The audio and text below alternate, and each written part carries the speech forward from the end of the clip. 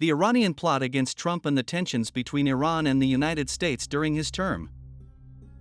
This week, the U.S. Department of Justice revealed an alleged Iranian plot that included the assassination of Donald Trump, who as president had already strained relations with Iran to the limit.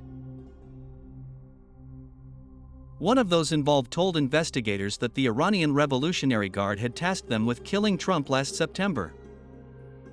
The two men arrested have been remanded in custody after being charged by the prosecution. They are two New Yorkers, Carlisle Rivera, aged 49, and Jonathan Lodholt, aged 36.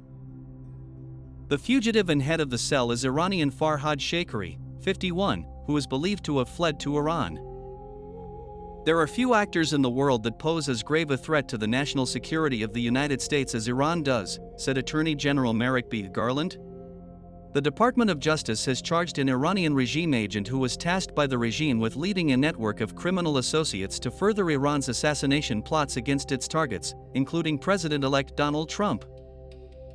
We have also charged and arrested two individuals who we say were recruited as part of that network to silence and kill, on American soil, an American journalist who has been a prominent critic of the regime.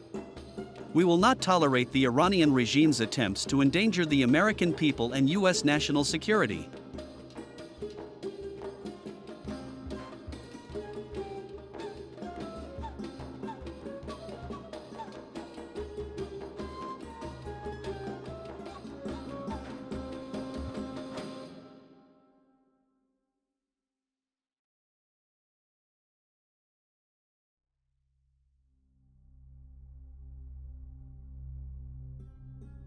The indictments expose Iran's continued and brazen attempts to target American citizens, including President-elect Donald Trump, other government leaders, and dissidents who criticize the regime in Tehran, said FBI Director Christopher Wray, adding that Iran has been conspiring with criminals and hitmen to attack and shoot and kill Americans on American soil and that simply will not be tolerated.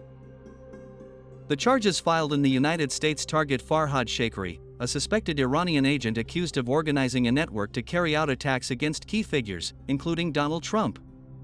According to authorities, Sheikhari was ordered to monitor and find ways to eliminate Trump and other American politicians.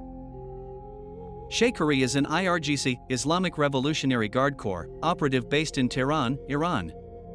Sheikhari immigrated to the United States as a child and was deported in 2008 after serving 14 years in prison for a robbery conviction. In recent months, Sheikhari has used a network of criminal associates he met in prison in the United States to provide the IRGC with operatives to conduct surveillance and assassinations of IRGC targets. Two members of Sheikhari's network are his co-defendants, Lodholt and Rivera.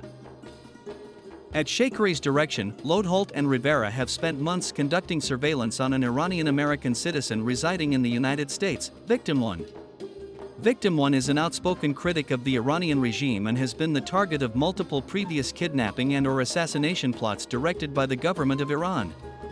In exchange for Sheikhari's promise of $100,000, Rivera and Lodholt repeatedly attempted to locate Victim 1 in order to assassinate him.